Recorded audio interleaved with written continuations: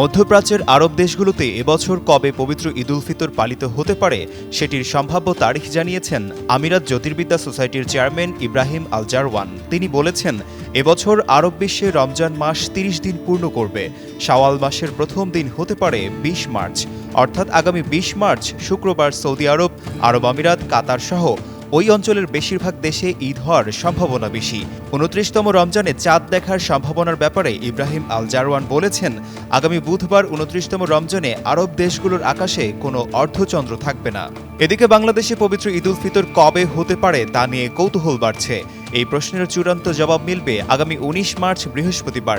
সেদিন সন্ধ্যায় বায়তুল মোকাররম জাতীয় মসজিদে জাতীয় চাঁদ দেখা কমিটির বৈঠক বসবে।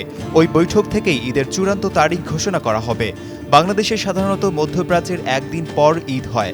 সেই হিসেবে সৌদি আরবে ২০ মার্চ ঈদ হলে বাংলাদেশে ২১ মার্চ শনিবার ঈদ হওয়ার সম্ভাবনা সবচেয়ে বেশি।